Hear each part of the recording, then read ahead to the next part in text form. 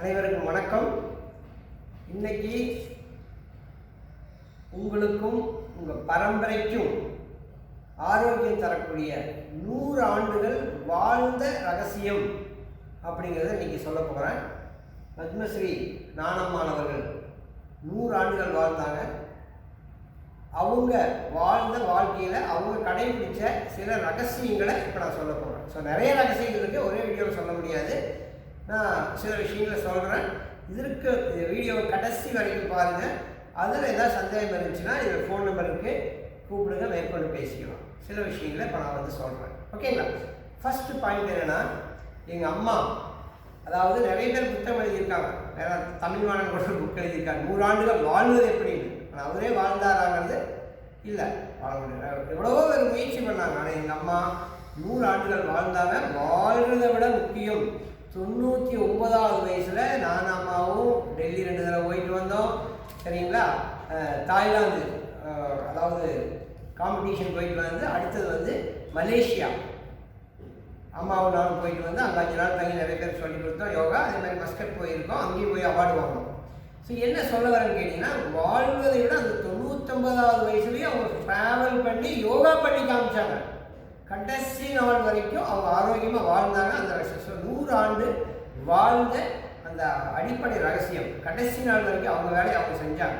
இப்போ எங்கள் அம்மா வாழ்ந்த ரகசியத்தை சொல்ல போகிறேன். பட் அதில் எல்லாமே இன்க்ளூடு. எங்கள் அம்மா, நான் பிறந்தேன் இல்லைங்களா, எங்கள் சின்னப்பாட்டி வீட்டில் தான் நான் பிறந்தேன். அது வந்து நெகமம் சந்திராவரம். இவங்க வந்து பார்த்தீங்கன்னா பொன்னம்மாள் அப்படின்னு பேர். இவங்க எங்கள் பாட்டி முறையாகுது. அதே மாதிரி எங்கள் தாத்தா முறையாகக்கூடியது மன்னார் சாமி நாயுடு. நெகமம் சந்திராவரத்தில் போய் இவங்க வீட்டு, இந்த பாட்டி வீட்டில் தான் நான் பிறந்தேன்.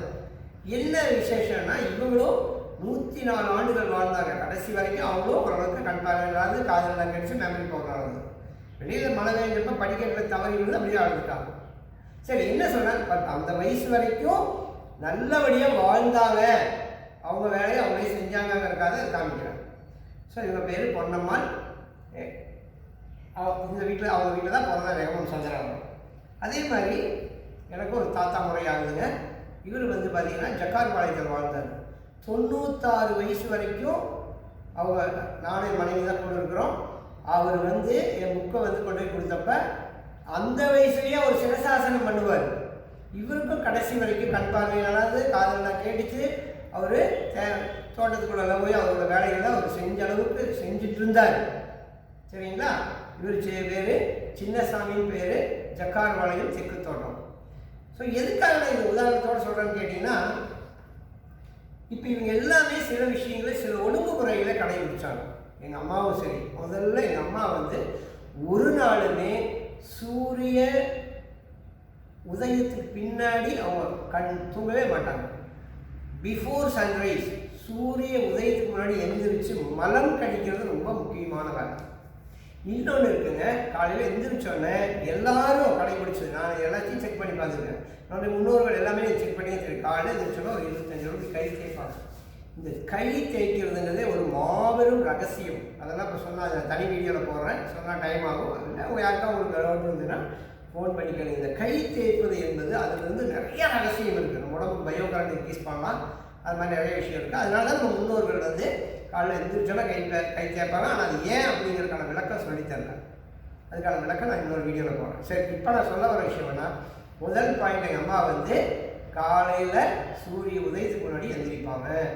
எழுந்திரிச்சோன்னா கண்டிப்பாக சீரக தண்ணி, அதாவது 50 கிலோ இருக்கிறவங்களா 800 மில்லி குடிக்கணும், 80 கிலோ இருக்கிறவங்களா 800 மில்லி தண்ணி குடிக்கணும், 100 கிலோ இருந்தால் 1 லிட்டர் தண்ணி குடிக்கணும். ஏன்னா பல புத்தகங்களில் வந்து காலையில் எழுந்திரிச்சோன்னா 1.5 லிட்டர் தண்ணி குடிக்குவாங்க. அப்படி கிடையாதுங்க.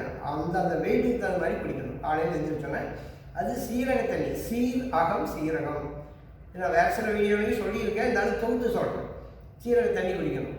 சரி, இதே வந்து ரொம்ப வெயில் காலம் அப்படின்னா அது நைட்டே ஊற வச்சிடணும். அந்த சீரகம் 10 மணி நேரம் ஓடணும், வெந்தயமானது 10 மணி நேரம் ஓடணும். எந்த மூலிகையும் 10 மணி நேரம் தண்ணியில் ஊறிச்சுன்னா அந்த மூலிகை இருக்கிற சத்து தண்ணிக்குள்ளே வந்துடும். வெயில் காலம்னா வெந்தயத்தை ஊற வச்சு குடிக்கணும். ரொம்ப சளி பிடிக்குது, ரொம்ப குளிர்காலம் பனிக்காலம்னா கொஞ்சம் துளசியும் துணூண்டு மஞ்சத்தூள் போட்டு தண்ணி குடிப்பாங்க. ஏதோ ஒன்று ஒவ்வொரு சீசனுக்கு தகுந்த மாதிரி அந்த காலையில் எழுந்திரிச்சோட தண்ணி குடிக்கிற பழக்கம் இருக்கும். அதில் தண்ணியில் போடுற பொருள் மட்டும் சீசனுக்கு தகுந்த மாதிரி மாறும். குருமிளகு, அதாவது சில டைம் குருமிளகு கூட கொஞ்சம் போட்டுருவாங்க. இந்த மாதிரி மாறி மாறி, சரிங்களா? இது அவங்களுடைய மெயின் பழக்கம். காலை தண்ணி குடிக்கிறது, சூரிய உதயத்துக்கு முன்னாடி மனம் கழிக்கிறது, காலை கடன். அடுத்தது மிக முக்கியமானது, அம்மா எப்படி வேப்பங்குச்சியில் தான் பல்லு வளர்க்குவாங்க. ஃபுட் சீக்ரெட் ஆஃப் யோகா பாட்டி போனால் அவங்க நிறைய பேசுவாங்க. இதுதான் நான் சுருக்கமாக சொல்லிடுறேன். அது அடுத்தது பார்த்தீங்கன்னா எப்பவுமே வேப்பங்குச்சியில் தான் பல்லு வளர்க்குவாங்க. இப்போ காலை கடன் முடிக்க வரைக்கும் வாயிலேயே அந்த குச்சி வச்சுட்டே இருப்பாங்க. கசப்பு தான் காய்ச்சலுக்கு வருது. எங்கள் அம்மா இருப்பாங்க, பெரும்பாலும் காய்ச்சல் அதிகமாக வராது. எங்கள் குடும்பத்தில் யாருக்குமே இப்போ பன்னி காய்ச்சல், பறவை காய்ச்சல், சிக்கன் குடியாடு, இந்த காய்ச்சல், அப்புறம் இப்போ கொரோனா வந்துச்சுங்க, இப்போ ஓமிக்ரான் வருது, இன்னும் புது புது காய்ச்சல் வரப்போகுது. அது என்ன பண்ணுதுங்க, கொரோனா என்னது 30 முறை உருமாறியதுங்கிறான். அது மாறிட்டு இருக்கு, நீங்கள் வீக் ஆகிட்டு இருக்கீங்க. ஸோ அதுக்கு அடிப்படை நீங்கள் என்ன பாருங்கள், இதுக்கு முன்னாடி டெங்கு காய்ச்சலுக்கு நிலவேம்பு கஷாயம் தமிழ்நாடு அரசே அப்ரூவ் பண்ணி எல்லா கவர்மெண்ட் ஹாஸ்பிட்டல் தமிழ்நாடு நிறைய இடத்துல கொடுத்தாங்க. ஆனால் அந்த நிலவேம்புங்கிறது என்னன்னா கசப்பு தான். அது கிராமங்களில் சிறியா நகைன்னு சொல்லுவாங்க. இல்லைன்னா அந்த நிலவேம்பு எடுத்து வாயில் போடுங்க, பயங்கரமாக கசக்கும். கசப்பு தான் காய்ச்சலுக்கு மருந்துங்கிறது தான் எங்கள் அம்மா சொன்னது, எங்கள் பாட்டி சொன்ன ரகசியம். அதுக்கு தான் அவங்க முன்னோர்கள் வேப்பங்குச்சியில் பல்லு வளர்க்குறாங்க. வேம்பு ஆளும் வேலும் பல்லு குருதிமா. ஸோ அம்மா பண்ண இதெல்லாம் மிகப்பெரிய சீக்கிரட்டுங்க. ஸோ வேப்பங்குச்சியில் தான் பல்லு வளர்க்குவாங்க. நம்ம கோல்கேட்டு ஓட்டெல்லாம் விளக்கிட்டு க்ளோஸுக்கெல்லாம் போட்டு வளக்கிட்டு செடி மேலே துப்பினா செடி செத்துரும், சின்ன செடிக்கு சுப்பிக்காது. ஆனால் வேப்பங்குச்சியில் போட்டு பல்லு வளர்க்குனா கூட அது இன்னும் அது செடிக்கு உரமாக மாறுது. ஓகே, அடுத்தது பார்த்தீங்கன்னா இப்போ பல்லு விளக்கியாச்சு, அதுதான் பயன்படுத்துவாங்க. முடிஞ்ச வரைக்கும் அதேமாதிரி குளிக்கிற கூட அவங்க பார்த்தீங்கன்னா கடல மாவு, அது மாதிரி அதாவது செம்பருத்தி இலை அரைச்சி குளிப்பாங்க. தலைக்கு கூட செம்பருத்தி பூ, இதெல்லாம் பழைய காலத்து வச்சா நம்ம தாத்தா பாட்டி பண்ணது தான். அதனால் அடுத்தது பார்த்தீங்கன்னா அம்மா ஒரு நாள் விடாமல், எப்படி நம்ம டெய்லி பல்லு விளக்குறோம், பல்லு விளக்காமல் இருக்க மாட்டோம், குளிக்கிறோம், அந்த மாதிரி நினச்சிட்டு 3 வேளை சாப்பிட்றோம். ஆனால் யோகா பண்ணுறது மட்டும் பார்த்தீங்கன்னா டைமே இல்லை சாருமா. இதையோ நோக்கி பொருளாதாரத்தை நோக்கி ஓடி 50 வருஷம் ஓடி ஆடி சம்பாதிச்சு கடைசியில் பார்த்தீங்கன்னா வெறும் 30 நாளில் 30 லட்சம் ரூபாய் செலவு பண்ணவங்களாம் இருக்காங்க ஹாஸ்பிட்டலில் போய். கடைசியில் இன்னும் நோயாளியாக மாற வேண்டிய நிலைமையில் தான் நம்ம வாழ்ந்துட்டு இருக்கிறோம். ஸோ நான் என்ன சொல்ல வரேன்னா, தயவு செய்து அவங்க உடல் நலத்துக்குன்னு சொல்லி கண்டிப்பாக டைம் ஒதுக்குனாங்க. அந்த ரகசியத்தை தான் இப்போ நான் சொல்லிட்டு இருக்கேன். என்ன சாப்பிட்டாங்க, எத்தனை மணிக்கு எந்திரிச்சாங்க, இதெல்லாம் சாப்பிடாம மறுத்தாங்க, அதை எல்லாமே இப்போ நான் சொல்கிறேன். ஓகே, இப்போ பார்த்தீங்கன்னா காலை கடன். காலை கடன் அப்படிங்கிறது பார்த்தீங்கன்னா காலையில் எந்திரிச்சோன்னே அது ஈஸியாக வந்துடணும். ஒரு மாடு சாணி போடுறதுன்னு செகண்ட் கணக்கில் சாணி போடும். நம்ம போய் உட்காந்து வரவே மாட்டேங்கன்னா என்ன கொடுமைங்க. மலச்சிக்கல் தான் மலச்சிக்கலுக்கு காரணம். ஸோ அதுக்கு நான் ரகசியம் சொல்லிக்கிறேன். இது ஸோ காலை கடன் ஈஸியாக இருக்கணும். முடிச்சாச்சுன்னா அடுத்தது கண்டிப்பாக முடிஞ்ச வரைக்கும் பச்சை தண்ணியில் குளிப்பாங்க. கடைசி வரைக்குமே அம்மா பார்த்தீங்கன்னா பச்சை தண்ணியில் குளித்தல் என்றாலே உடலை குளிர்வித்தல். ஃபஸ்ட்டு காலை நினைக்கணும், அப்புறம் தலைக்கு லேசாக தொடிக்கணும், அப்புறம் உடம்புக்கு ஒவ்வொரு பாட்டாக குளிக்கணும். குளிக்கிறது எப்படிங்கிறது கூட நான் இங்கே வெளியே போட போகிறேன், வழி இல்லை. ஸோ டெய்லி பச்சை தண்ணியில் தான் குளிப்பாங்க. இது ரொம்ப முக்கியம். குளித்தல் என்றாலே உடலை குளிர்வித்தல். உள்ளுறுப்புகள் ஹீட் ஆகும்போது தான் பல்வேறு நோய்கள் வருது. பித்தப்பையில் கல் வருது, கிட்னி ஸ்டோன், எல்லாமே தாய் வளர்த்தாட்டி தண்ணீர் வளர்த்தும் அப்படின்னு பாட்டி சொல்லுவாங்க. அதனால் அவங்கெல்லாம் பார்த்தீங்கன்னா அவங்க கடைசி வரைக்கும் அவங்க வாழ்க்கையில் 3 வேளை குளிப்பாங்க. சாப்பிட்ற முன்னாடி போய் சும்மா ஒரு குளியல் போட்டு காக்கா குளியலாவது போட்டு தான் சாப்பிடுவாங்களுடைய அந்த மாதிரி பண்ணிட்டு இருந்தாங்க. சரி, அடுத்தது பார்த்தீங்கன்னா உணவு யோகா பண்ணிடுவாங்க. தினம் தவறாமல் காலையில் யோகா பண்ணுறதுன்னு ஒரு டைம் ஒதுக்குனாங்க. இது போக 3 வேளையும் சாப்பிட்ற முன்னாடி சில ரகசியம் இருக்குது. அது நான் தனியாக ஒரு வீடியோ சொல்கிறேன். தேன் சாப்பிடாம, ஏதாவது ஒரு இனிப்பு சாப்பிடாம அம்மா உணவு சாப்பிட மாட்டாங்க. கொஞ்சமாக இது மருந்து மாதிரி நீங்கள் நினைக்கிற மாதிரி தேன்னா 10 ட்ராப் நல்லா நக்கி சாப்பிடணும். உமிழ்நீர் நல்லா சுரந்தா தயார் நல்லா சுரக்கும். இது பல தடவை சொல்லிட்டேன் நான். அந்த சுரபிகளை கல்லீரல் நல்லா சுரக்கும், கடையில் நல்லா சுரக்கும். அந்த மாதிரி சுரபிகளை ஊக்குவிக்கிற அடிப்படை ரகசியம் உமிழ்நீர். உமிழ்நீர் அது உயிர் நீர் அப்படிங்கிறான். ஸோ இதெல்லாம் எங்கள் அம்மா சொல்கிறது தான் எல்லாமே நான் சொல்லிட்டு இருக்கேன். அடுத்தது பார்த்தீங்கன்னா மிக முக்கியமானது, ஸோ காலை உணவு பார்த்தீங்கன்னா அவங்க மெயினாக யோகா பண்ணி முடிச்சுருவாங்க. காலை உணவு சாப்பிடுவாங்க.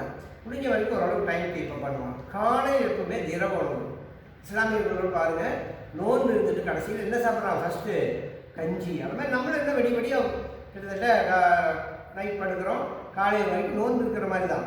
எடுத்தோடனே நீராகிற பழைய காலத்தில் தாத்தா பாட்டியெல்லாம் என்ன பண்ணாங்க கேட்டிங்கன்னா, பழைய சாப்பாடை கூட கரைக்க வேண்டியது வெங்காயம், பச்சை வெங்காயத்தை கடிச்சு சாப்பிடுவோம்.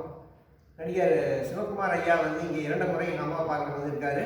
அவரு கூட சொல்லுவார் பேட்டியிலலாம், பழைய சாப்பாடு தான் வெங்காயம், பச்சை வெங்காயம் கடிக்கிறேன் அப்படின்னு. வெங்காயத்தில் வந்து இம்யூனிட்டி பவர் அதிகப்படுத்தக்கூடிய அவ்வளோ மிகப்பெரிய ஆற்றல் இருக்குது. சரி, ஓகே. ஸோ காலை உணவு வந்து எப்பவுமே பார்த்தீங்கன்னா சிறுதானிய கஞ்சி, சாமை, வரகு, திணை, சோறு இதெல்லாம் என் புக்கிலையும் போட்டுருக்கு, எங்கள் அம்மா பேட்டியிலே சொல்லியிருக்காங்க. ஆனால் அந்த கஞ்சி உதாரணத்துக்கு ஒரு 100 கிராம் வைங்களேன், எவ்வளவோ அந்த மாதிரி டபுள் மடங்கு 2 மடங்கு காய்கறிகள் வச்சுக்குவாங்க. ஒரு நாளைக்கு பாவக்காய், ஒரு நாளைக்கு வந்து புடலங்காய், அவரைக்காய், சுரைக்காய், இது மாதிரி காய் மட்டும் பொரியல் மட்டும் டெய்லி மாறும். கஞ்சி ஒன்று தான்.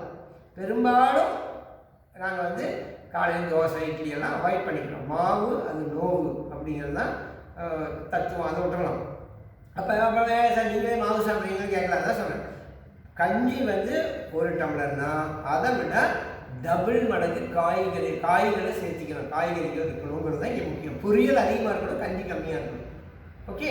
சப்போஸ் அப்படி இட்லி தட்டி வரை சாப்பிட்டாலும் இட்லி ஒரு இட்லி இவ்வளோ இருக்குன்னா அதை விட சட்னி அதிகமாக இருக்கணும். உப்பு காரம் கம்மியாக போட்டுக்கணும். நம்ம கார சட்னி தொட்டு தின்னீங்கன்னா தூண்டு தான். அப்போ என்ன சட்னி சாப்பிட்றோன்னா மெயினாக வந்து கருவேப்பிலை சட்னி, கொத்தமல்லி சட்னி, புதினா சட்னி. எனிவே அந்த அந்த பசுமையானது நம்ம உடம்பு சேரும்போது அது அந்த அமிலத்தன்மை குறையும். மாவு எல்லாமே அமிலத்தன்மை அதிகமாகும் போது தான் நிறைய நோய்கள் வருது. சரி, இப்போ காலை சாப்பாடு வருது. மத்தியானம் பார்த்தீங்கன்னா எப்பவுமே கொஞ்சம் எல்லாரும் சாப்பிட்ற மாதிரி கொஞ்சம் காய்கறிகள், கீரைகள் சாப்பாடு சாப்பிடுவோம். அதில் மெயினாக வந்து கீரையும் போது மேக்ஸிமம் முடிஞ்ச வரைக்கும் கடையில் வாங்காமல் தொட்டியில் வளர்க்கலாம். ஆனால் நம்ம வீட்டை சுற்றியும் கீரைகள் இருக்கும். எதுவுமே கிடைக்கலன்னா முருங்கைக்கீரை வந்து அவ்வளோ அற்புதமான விஷயம். அது இரும்பு சத்து இருக்குது. ஸோ அப்போ மத்தியானம் வந்து சாப்பாடு கீரை. இரவு வந்து எங்கள் அம்மாவும் சரி, பெரும்பாலும் முடிஞ்ச வரைக்கும் எங்கள் குடும்பத்தில் நாங்கள் என்ன பண்ணோன்னு கேட்டிங்கன்னா, அம்மாவோட பேட்டியில் சொன்னதை நான் சொல்கிறேன். மெயினாக வந்து பார்த்திங்கன்னா முடிஞ்ச வரைக்கும் பாலும் பழமும், அவ்வளோதான், சிம்பிள். அதேமாதிரி பழம் அப்படின்னா முடிஞ்ச வரைக்கும் நேந்திரம் பழம் கொஞ்சமாக. அப்புறம் வந்து பால் வந்து பார்த்திங்கன்னா நாட்டு மாட்டு பால் தான். இன்றைக்கி ஒரு லிட்டர் நாட்டு மாட்டு பால் கிட்டத்தட்ட 120 ரூபா வருது. பரவாயில்ல, 1 லிட்டர் வாங்கி தண்ணி கூட ஊற்றி கலக்கிக்கலாம். சரிங்களா? ஸோ அதுதான் நாங்கள் பயன்படுத்திகிட்டு இருக்கோம். சரிங்களா? அது எங்கே கிடைக்குதுங்கிறது அது அடுத்த வேறு விஷயம். ஏன்னா மாடு வந்து அது காலார நடந்துட்டு மேய்ஞ்சிட்டு வருது. அந்த மாட்டு பால் ரொம்ப சிறப்பு. சரி, ஓகே. அப்படி பால் எப்போ சாப்பிட்டீங்கனாலும் என்ன பண்ணணும்னா கொஞ்சம், ஏன்னா நிறைய நேச்சுரோபதி டாக்டர்ஸ் வந்து பால் அவாய்ட் பண்ணுங்கம்மா. வெளிநாட்டு மாட்டுப்பால் தான் அவாய்ட் பண்ணணும். நம்ம நாட்டு பால் வந்து கண்டிப்பாக தவறு கிடையாது. அப்படியே இருந்தாலும் நீங்கள் அதில் என்ன பண்ணணும்னா அதுக்கு கூட சப்போர்ட்டிங்காக தான் ஒரு ஸ்பூன் மஞ்சள் தூள் போட்டுக்கலாம். ஒரு நாளைக்கு என்ன பண்ணலாம், ஒரு ஸ்பூன் குருமிளகு தூள் போட்டுக்கலாம்.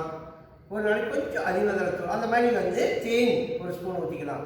இதெல்லாம் பண்ணும்போது அந்த பாலில் ஏதாவது சில திறமைகள் இருந்தால் கூட ஒன்றும் இல்லைங்க, பாலில் வந்து சளி கோர்க்கும்பாங்க, அவ்வளோதான். அதனால தான் ரொம்ப வயசாகி படிச்சிருக்காங்க வைங்க, எல்லோரும் கொஞ்சம் பால் ஊற்றுவாங்க, அவ்வளோதான், கபம் கட்டி ஆள் இறந்துடும். இதுதான் காரணங்க. அதனால தான் பால் வேணாமாங்க. பட் உண்மையில் என்னன்னா இந்த சைடிஷ் நம்ம சேர்க்குறோம் இல்லையா, மஞ்சத்தூள் அல்லது குருமிளகு தூள் அல்லது அதிமதுர தூள், இதெல்லாம் சேர்க்கும் போது என்ன ஆகுதுன்னா அதை வந்து சமப்படுத்திடுது. அதனுடைய பாலுடைய நன்மை மட்டும் நமக்கு கிடைக்கும், அதில் இருந்து தீமையை அது நீக்கிடும். ஸோ அதுக்காக தான் எங்கள் அம்மா அதையை ஃபாலோ பண்ண. நிறைய பேர் கேள்வி வைப்பாங்க, என்ன சார் பால் தப்புங்கிறாங்க, உங்கள் அம்மா பால் குடிக்கிறாம்பாங்க. அது அவங்க வந்து வாழ்ந்த ரகசியத்தை சொல்கிறாங்க. ஸோ 100 ஆண்டு வாழ்ந்து வெற்றிகரமாக முடிச்சதுனால இதெல்லாம் சொல்கிறாங்க. ஓகே. அடுத்தது பார்த்தீங்கன்னா எங்கள் அம்மா பண்ணக்கூடிய இன்னொரு முக்கியமான விஷயம் என்னென்னா, ஏதோ ஒரு விஷயத்தில், இதெல்லாம் நம்ம முன்னோர்கள் சொன்னதான், சித்தர்கள் சொன்னது. அதாவது காலையில் எங்கள் அம்மா வந்து எப்போவுமே பார்த்தீங்கன்னா ஒரு ஏதாவது செய்யலாம், எக்ஸாம்பிள் எப்பாச்சும் ஒரு நாள் எப்போ உப்புமா செஞ்சாலும் அதில் கொஞ்சம் இஞ்சியை கட் பண்ணி போட்டுருவாங்க. சாப்பாடுலேயே அப்படி தான் பண்ணுவாங்க. பொங்கல் நீங்கள் சாப்பிட்டு பாருங்கள், ஏதாவது வேலைப்படலாம் போய் பொங்கல் கூட சாப்பிட்றீங்க, அதில் பார்த்தீங்கன்னா குருமிளகு போட்டிருப்பாங்க. அதையும் சேர்ந்து சாப்பிடணுங்கிறதுக்காகத்தான் அவங்க அதை போட்டு வைக்கணும். நம்மளுக்கு என்ன பண்ண, குருமிளகுலாம் பொறுக்கி தூரமாக வச்சு போட்டு கடைசியில் வந்து நிறைய தின்னு போட்டு வயிறு வலிக்கலாம். டாக்டர் சித்த மருத்துவர்கிட்ட போனீங்கன்னா குருமிளகு தான் பொடி தேயில உடச்சி சாப்பிடுவார். அது மாதிரி அதுலேயே நமக்கு நோய்க்கான ரகசியம் இருக்குது, நம்ம அதை ஃபாலோ பண்ணலாம். ஸோ உணவில் பெரும்பாலும் காலை உணவில் அந்த இஞ்சி போட்டுக்குவாங்க, உணவே போட்டுக்குவாங்க. அது இஞ்சி ஒரு இவ்வளோ இஞ்சி வாங்கி தோலை சீவிட்டு தட்டி கொதிக்க வச்சு குடிப்பாங்க. கரும்பு சக்கரை தான் போடுவோம். வெள்ளை சக்கரையை எங்கள் அம்மா பயன்படுத்துறதே இல்லை. சரிங்களா? அதே மாதிரி அம்மா வந்து மைதா மாவு பயன்படுத்துறதில்லை, மைதா மாவில் செஞ்ச பொருளையும் பயன்படுத்துறதில்லை. அதே மாதிரி பார்த்தீங்கன்னா இன்னொரு விஷயம் சொல்லிடுறேன். கரும்பு சக்கரை கருப்பட்டி தான் பயன்படுத்துவாங்க, வெள்ளை சக்கரை பயன்படுத்துவாங்க. வெள்ளை சக்கரையில் செஞ்ச எந்த உணவையும் பயன்படுத்துறதில்லை. எல்லாத்தையும் விட முக்கியம் கலர் போட்டது. இப்போ மைசூர்பா அப்படின்னா அது மைசூர்பா கூட அதில் கலர் கலராக போட்டுடுறாங்க. கடையில் போய் ஸ்வீட் பார்த்தீங்கன்னா வெள்ளை சக்கரையும் செய்யலாம், அதோட போடும்போது அதில் நிறைய கலரையும் போடுறோம். அந்த கலர் போட்டதையும் சாப்பிட மாட்டாங்க. உதாரணத்துக்கு ஜிலேபி பவுடர், கேசரி பண்ணுவாங்க, அது கேசரி கலரை போட்டு வச்சுருவாங்க. அது எல்லாமே அது சிந்தட்டிக் ஃபுட் கலர். சரிங்களா? அதான் நீங்கள் கூகுளில் போய் side effect of synthetic food colour அப்படின்னு போட்டு பாருங்கள். அது அல்சர் வர வைக்குது, கேன்சர் கூட வர வைக்குதுங்கிறான். அதனால் தயவுசெய்து நீங்கள் வந்து மஞ்சள் போட்டு கூட கேசரி பண்ணலாம், ப்ளைனாக பண்ணி சாப்பிடுங்க. கலரிங் போட்டதை சாப்பிடாதீங்க. இது ரொம்ப முக்கியம். பெப்சி, கொக்கோ கோலா இதெல்லாம் அம்மா சாப்பிட்டதே இல்லை. காரணம் என்னென்னா அந்த கலர் இருக்கு இல்லைங்களா, அது செயற்கை நிறமூட்டி, செயற்கை மனமூட்டி, அதையெல்லாம் தொடவே மாட்டாங்க. சும்மாலாம் பாட்டி இன்னொரு பாட்டி வந்து 107 வயசு வாழ்ந்தாங்க. அம்மாவோட அம்மா வந்து 107 வயசு வாழ்ந்தாங்க. அப்போ அவங்க சொன்ன ரகசியத்தை தான் நான் சொல்லிட்டு இருக்கேன். அதை எப்படியும் எங்கள் அம்மா ஃபாலோ பண்ணுவோம். சரிங்களா? ஆனால் இப்போ நிறைய பேருக்கு வந்து இதெல்லாம் தெரியும். காலை இஞ்சி கடுகு சுக்கு, மாலை கடுக்காய். ஸோ மத்தியானம் வந்து நான் சொல்லிட்டேன், இஞ்சி கடுகு, கொஞ்சம் கொத்தமல்லி பொடி 1 ஸ்பூனும், சுக்கு பொடி 1 ஸ்பூன் போட்டு நல்லா கொதிக்க வச்சு வடிகட்டி குடிச்சுக்குவாங்க. ஒரு 11 மணி ஒரு மணி வாங்கணும். மத்தியானம் சாப்பிட்ற முன்னாடி கண்டிப்பாக அதை குடிச்சிடுவாங்க. அதே மாதிரி சாயந்தரம் பார்த்தீங்கன்னா 5 மணிக்கு எலுமிச்சம்பழம் ஜூஸ். ஏன்னு கேட்டிங்கன்னா பித்தத்தை கம்மி பண்ணுறது. இப்போ நிறைய பேர் பித்தம் அதிகமாக இருந்தாலும் என்ன ஆகுதுன்னு கேட்டிங்கன்னா தலைவலிக்கும். ஸோ அதனால் பல பிரச்சனைகள் வரும். ஸோ நான் சொல்ல வந்து பாருங்கள், காலையில் அம்மா எப்படியாவது ஒரு விதத்தில் இஞ்சி சாப்பிடுவாங்க, மத்தியானம் ஏதோ ஒரு விதத்தில் சுக்குப்பொடி சாப்பிடுவாங்க. ஏன்னா அது சொல்லுவாங்க கிராமப்புறத்தில், சுக்குக்கு மிஞ்சிய மருந்தில்லை, சுப்பிரமணியத்துக்கு மிஞ்சிய கடவுள் இல்லைம்பாங்க. ஓகே? அதே மாதிரி நைட் வந்து கண்டிப்பாக கடுக்காய். காலைக்கு கரும்புகள் சுக்கு, மாலை கடுக்காய். கடுக்காய் பொடி எதுக்காக குடிக்கிறாங்கன்னா, நான் முதலே சொல்லிட்டேன், குடல் சுத்தமே உடல் சுத்தம். இந்த கடுக்காய் பொடி 1 ஸ்பூனை போட்டு கரைச்சி குடிச்சு படுத்தோம்னா காலையில் சும்மா அப்படியே கலகலன்னு போயிடும். அன்னைக்கு நாள் பூரா நல்லாயிருக்கும். மனச்சிக்கல் தான் மனச்சிக்கலுக்கு காரணம். நான்லாம் சின்ன வயசாக இருக்கும்போது எங்கள் பாட்டியெல்லாம் பார்த்தீங்கன்னா குடிச்சு சனிக்கிழமை ஆச்சுன்னு வைங்க, பாம்பளை கட்டி விட்டுட்டு பூரா ஆயில் பாத் தவறாமல் வெயில போய் நிற்க வச்சுருவாங்க, காலை பிடிச்சி ஆட்டுவாங்க. அப்போ இதெல்லாம் பார்த்தீங்கன்னா இந்த காதுக்கும் நம்ம பிரெயினுக்கும் தொடர்பு இருக்குது. ஸோ நான் ஸ்கூல் படிக்கும்போது பார்த்தீங்கன்னா பெரும்பாலும் 100 வாங்கினேன். 6 நான் லட்சுமிநாயக்கி ஸ்கூலில் படித்தேன். 6th கிட்டத்தட்ட 11th வரைக்கும். அப்போ தான் 11th கிளாஸ் ஃபஸ்ட்டு நான் தான். ஸோ எதுக்கு சொல்ல வரேன்னா, அதெல்லாம் எங்கள் பாட்டி சொல்லி கொடுத்த ரகசியம். வல்லாரை கீரை, வல்லாரி நிறைய சாப்பிட வைப்பாங்க, வெண்டைக்காய் நிறைய சாப்பிடுவாங்க, முடக்கத்தான் சாப்பிட வைப்பாங்க, பிரண்டை சட்னி கொடுப்பாங்க. எதுக்காக இதெல்லாம் சொல்ல வரேன்னா, இதெல்லாம் அம்மா வந்து கடைசி வரைக்கும் அவங்க எலும்பு தேய்மானம் வரல. ஒரு குறிப்பிட்ட வயசுக்கு பின்னாடி எல்லாருக்கும் போன்ஸ் வீக் ஆகும். ஏன்னா எங்கள் அம்மா அதை வீக் ஆகாமல் இருந்தது காரணம் அதுதான். அதே மாதிரி சுண்ணாம்பு பயன்படுத்தி வெத்தலைவாக்கு ஜீரணத்துக்கு தாம்பூலம் தரித்தல்மா. எங்கள் அம்மா வெத்தலைவாக்கும் போட்டாங்க. ஸோ இது சரி தப்புங்கிறத கூட நான் ஆராய்ச்சி பண்ணி சொல்லுங்க. அம்மா செஞ்சதை நான் சொல்கிறேன். அவங்க 100 ஆண்டுகள் வாழ்ந்துக்கான ரகசியத்தை நான் சொல்கிறேன். கடைபிடிக்கிறது ஆனால் நம்ம நிறைய விஷயம் தெரியும். இந்த காலை இஞ்சி கடுகு சுக்கு, மாலை கடுக்காது எல்லாரும் தெரிஞ்சு வச்சுருப்பீங்க. ஆனால் எவ்வளோ பேர் பயன்படுத்துகிறோம்? யோகா நல்லதுங்கிறது எல்லாருக்கும் தெரியுது. நான் போன வீடியோவில் கூட சொல்லியிருந்தேன். சைனாவில் ஒரு பெண்மணி 135 ஆண்டுகள் வாழ்ந்தாங்க. அவங்க டெய்லி சூரிய நமஸ்காரம் பண்ணியிருக்காங்க. ஒரு குறிப்பிட்ட வயசுக்கு பின்னாடி உடம்பு சரியில்லாமல் போனது தான் நம்ம இந்தியாவில் இருந்த ஒரு மாஸ்டர் தான் சொல்லி கொடுத்துருக்காங்க. அங்கே சைனாவில் இன்றைக்கி பயங்கரமாக யோகா டெவலப் ஆகுது. நம்மளுடைய நாட்டு இந்திய மாஸ்டர்கள் தான் இருக்காங்க. என்னோட மாஸ்டர்களே 3 பேர் சைனாவில் இருக்காங்க, சிங்கப்பூர் இருக்காங்க. இந்த ஓசோன் யோகாவில் பிஎஸ்எஸ்ல DNYS சென்ட்ரல் கவர்மெண்ட் சர்டிஃபிகேட் வாங்கிட்டு எனக்கு உலகம் பூரா மாஸ்டராக இருக்காங்க. நிறைய பேர் கற்றுக் கொடுக்குறாங்க. அதேமாதிரி இன்றைக்கி வந்து அரேபிய கண்ட்ரியில் வந்து சூரிய நமஸ்காரம் பண்ணாங்கன்னு சொல்லி எல்லா பள்ளிகளும் கொண்டு வந்துட்டாங்கன்னு கூட அது ஒரு பேப்பர் கட்டிங் இருக்குது. ஸோ நான் எதுக்காக இதை சொல்ல வரேன்னா, அது எல்லா நாடுகளிலும் இன்றைக்கி வெளிநாடுகளில் யோகாவுக்கு முக்கியத்துவம் கொடுக்குது. ஸோ எங்கள் அம்மா பண்ணுறது அதான், விடாமல் யோகா பண்ணுவாங்க. ஒரு நிருபர் கூட கேட்டாங்க, அம்மா நீ டெய்லி யோகா பண்ணுவீங்களான்னு கேட்டாங்க. எங்கள் அம்மா சொன்ன பதில் எழுதுங்களா, சாமி நீங்கள் டெய்லி பல்லு விளக்குவீங்களான்னு கேட்டாங்க. பல்லு விளக்குறது எவ்வளோ முக்கியமோ, டெய்லி பல்லு விளக்குறோம், டெய்லி குளிக்கிறோம், டெய்லி 3 வேளை சாப்பிட்றோம், இந்த மாதிரி நினச்சிட்டு நம்ம யோகாவையும் ஒரு கடமையாக தவறாமல் செஞ்சுட்டு வந்தீங்கன்னா நிச்சயமாக நீங்களும் சரி உங்கள் பரம்பரையை 100 ஆண்டுகள் வாழலாம். இதில் எந்த சந்தேகமும் கிடையாது. அடுத்தது பார்த்தீங்கன்னா ஸோ அவ்வளோதான். இன்னும் நிறைய விஷயங்கள் இருக்குது. நான் சொல்ல வந்த விஷயம் வந்து பார்த்தீங்கன்னா, இந்த காலையில் எழுந்திரிக்கிறது, படுக்க போகிறது அப்படி தான். மேக்ஸிமம் கொஞ்சம் நேரத்தில் படுத்துடணும். நிறைய நீங்கள் வந்து 12 மணி 1 மணிக்கு வரைக்கும் நீங்கள் கண்ணை முடிச்சுட்டு டிவி பார்த்துறது கிரிக்கெட் பார்த்துறது கண்டிப்பாக காலையில் நேரத்தில் எந்திரிக்க முடியாது. இன்றைக்கி இருக்கக்கூடிய ஜென்ரேஷன் வந்து இன்றைக்கி வந்து நான் பல தடவை சொல்லிட்டேன், நிறைய இப்போ கருவுருவாக்கல் மையங்கள் நிறையா வந்துட்டுருக்கு. இது எதுக்காகன்னு கேட்டிங்கன்னா, இப்போ இருக்கிற ஜென்ரேஷன் எல்லாருமே 8 மணி 9 மணிக்கு எந்திரிக்கிறாங்க. இந்த காலை கடன் முடிக்கிறது தான் மிக முக்கியமான ஒரு விஷயம். அதேமாதிரி மலச்சிக்கல் இல்லாமல் வாழணும். மலச்சிக்கல் இல்லாமல் இருந்தாலே மலச்சிக்கல் இல்லாமல் இருக்கலாம். ஸோ நான் வந்து சொன்ன விஷயம் என்னென்னா, எங்கள் அம்மாவும் சரி, எங்கள் பாட்டி, எங்கள் தாத்தா எல்லாமே நீண்ட நாட்கள் வாழ்ந்ததுக்கான ரகசியம் இதுதான். ஸோ நான் சில விஷயங்கள் சொல்லியிருக்கேன். இன்னும் நிறைய விஷயங்கள் இருக்குது. அதை நம்ம அடுத்த வீடியோக்கள் பார்க்கலாம். அப்படி எதாவது டவுட் இருந்ததுன்னா ஓசோன் யோகான்னு போய் பாருங்கள். நீங்களும் கண்டிப்பாக யோகா செய்யுங்க. யோகா செஞ்சு பாட்டி மாதிரியே யோகா பாட்டி, நீங்கள் யூடியூப்பில் யோகா பாட்டின்னு போட்டிங்கன்னா இன்றைக்கி உலகத்துக்கே அவங்க யோகா பாட்டி ஆகிட்டாங்க. நீங்களும் உங்கள் பரம்பரையும் ஆரோக்கியமாக வாழ வேண்டும். நன்றி, வணக்கம்.